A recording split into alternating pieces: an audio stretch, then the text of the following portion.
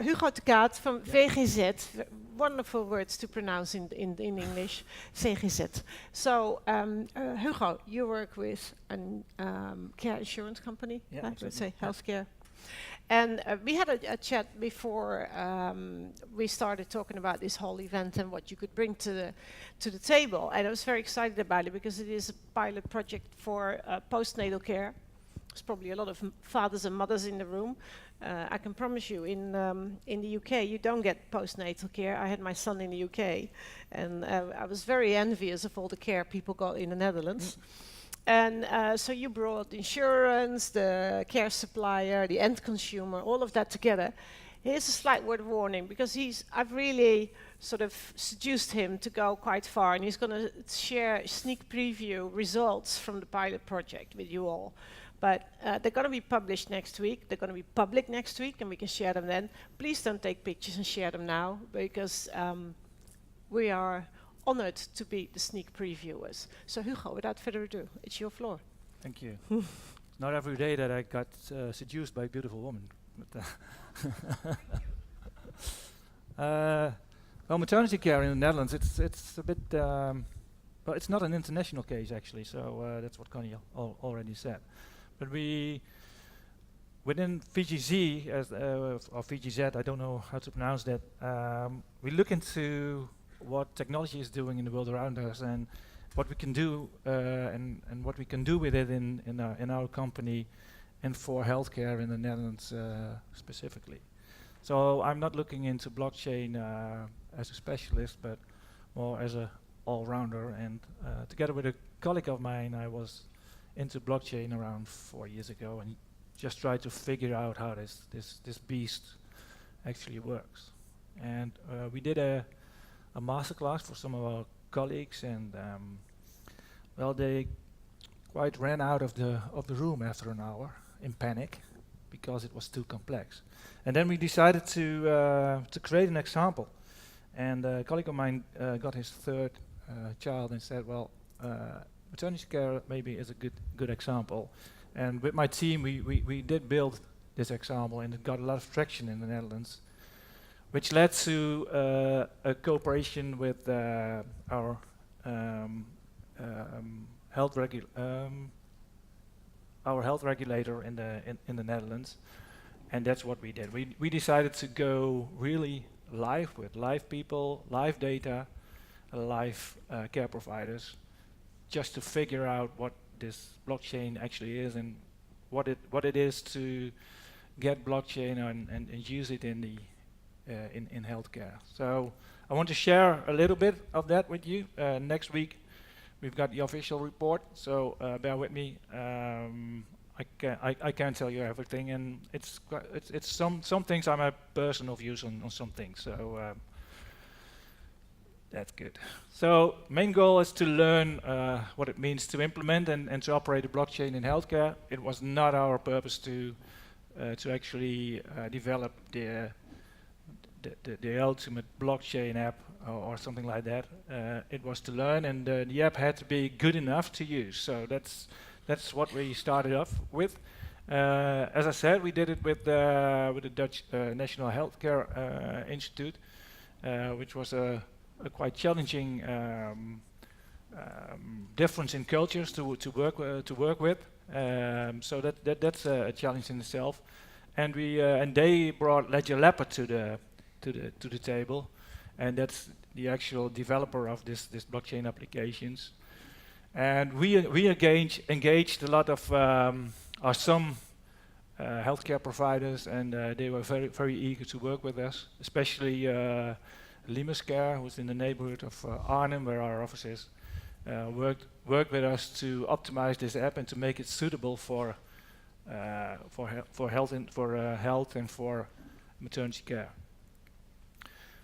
I'll just skip this, and well, the main thing is, and our main goals are to let parents control what happens during the week after their baby was born, and to have less administrative burden for the healthcare providers, because they complain a lot about all the administration they have to do, and well, we wanted to help them with that. And I've got a short video of, and it's made by Ledger Leopard, which outlines what we did. Maternity care in the Netherlands without blockchain. Maternity nurses fill in timesheets that they get approved by the parents. The maternity care office then processes these timesheets in their system and then sends them to the insurance company. The insurance company then enters the data in their system. The maternity care office does not receive payment for the care until 90 days later. It is a process with many downsides.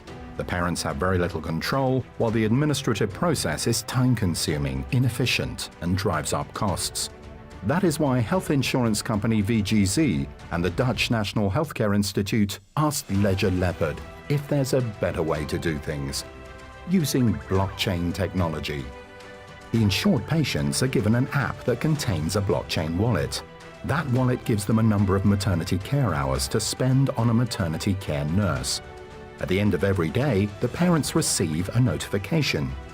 If the parent selects "Do not approve," this directly prompts discussion at the source as to why a certain service was not provided or not provided to their satisfaction.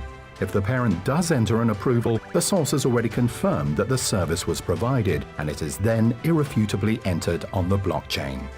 The insurance company pays the maternity care office directly from the parent's wallet. In short, the process can be directly checked by the parents, all parties work together in one system, and the invoice is no longer leading. Instead, it is a direct result of the process. The maternity care blockchain.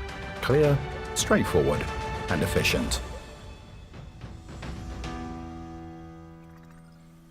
We actually pay much faster than within 19 days, so it's quite slick.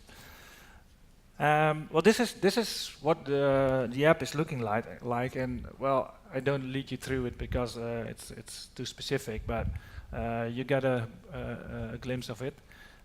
This is what the architectural overview is. I'll skip that as well because we only have 10 minutes. And we got a lot of media coverage because it's actually the first blockchain in healthcare which went with live data, live people. And by coincidence, we discovered the word blockchain baby. And that got a lot of attention within the Dutch media. It actually was the word of the day for a day. And this is what RTL, one of the main broadcasters in the Netherlands. Dit is baby Billy. Billy is geen gewone baby, nee, Billy is... Een blockchain baby. Geweldig. And just shorten that because it's in Dutch. So what did we see and what did we learn? I'll pick some things out of this bullet points. Well, the main a lot of effort we needed was for legal things, actually.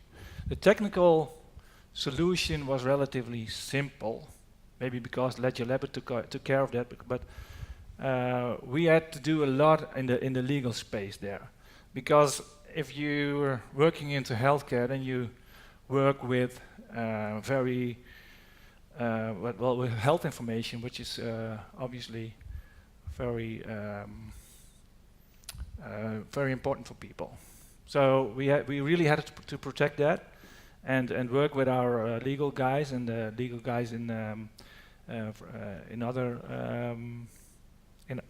other places in the Netherlands to get that in place. I'll tell you something more about that. Another thing we saw more from a technical perspective was that smart contract capabilities are yet limited, and some things we couldn't do in this area. In the end, nurses were very happy with the app, and clients as well. They actually regretted that we stopped the pilot, so that's a good thing. And for us, we thought, well, if we have checks and balances in front with a smart contract, then we don't need to check claims afterwards when they are coming in. And when we did this investigation, it turns out that most of the claims which are coming in are fully automated already. So it doesn't have a lot of advantage in this specific situation, with these specific claims for us as an insurer from an operational point of view. What did we learn? Well, we gained a lot of trust in the chain. Blockchain. We experienced blockchain as a real trust driver. Blockchain in healthcare is primarily a legal challenge. I told you that before, because of the special personal data, the right to be forgotten. It's a very important one. And data processing agreements is a specific thing which caused some legal guys within VGZ a lot of problems, because they saw that well, you need a lot of nodes to have a strong consensus in the blockchain. So they saw a lot of third parties which they had to be handled and had to be come up with a data processing agreement, and that's kind of different from what we are doing right now, when we have just one party which are hosting applications for us. If you need a lot of nodes to actually make sure that what's in the blockchain is good, then the data is spread out to a lot of parties, and that's a higher risk of data leakage, which you can't have in the healthcare atmosphere. Well, to make a long story short, blockchain can be an option, but carefully look at the actual problem to solve. And within healthcare, we really need to solve the identity issue, which is still there. And I think a lot of people are working on that. Thanks. Thank you. So my next question is, because I looked at all of this, would your life have been a lot easier if it had a very good sort of profound ID solution already for the smart contract and the whole blockchain environment? If we had an ID solution which is not using a trusted third party, but several trusted third parties, then we would really be on the right track. Yeah. Okay, good. So when are you going to publish this next week? Where? When? I think it's going to be Wednesday. Wednesday. Yeah. Well, we're all going to look and follow you. Thank you so much for this very frank story. Okay. Thank you. Thank you. Thank you.